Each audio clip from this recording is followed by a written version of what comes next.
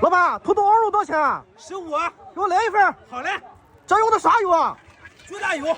怎么这么白呢？乳化了。这用的什么肉？母猪肉。为啥是母猪肉呢？营养高。这些有多少肉？这些不到6两。这都炒糊了还不下土豆吗？你就不懂，这个土豆熬肉就得把肉煸得特别香，才能下土豆。那特别香是多香？比香水还香。我现在就闻着挺香了呀。你所谓那个香是煮骚气，这骚气不就是香吗？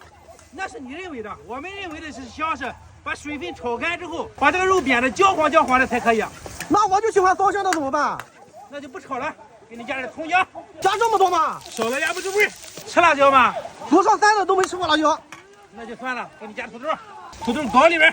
咋还留一块呢？土豆多了肉就少啊。这用的什么土豆啊？这是本地散养的黄土豆。这是你自己刨的吗？1块钱2斤，我去那个海里干啥？搞点酱油。你这酱油不黑呀？我加的是酱油，又不是墨汁。这搞的什么水啊？岩石水。那这个我喜欢。这是岩石缝里挑的水。老板，给我来点猪大。好嘞，来5块钱的。5块钱了，都给你吧。这卖的挺快呀。这花季卖的肯定快啊。什么是花季啊？最近是金银花的采摘期啊，都去采花了，所以叫花季。这个平邑是全国不对，全世界产金银花最多的地方。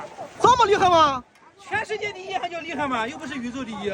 再搞点盐。别咸了啊！吃盐有劲啊。那多给我放点。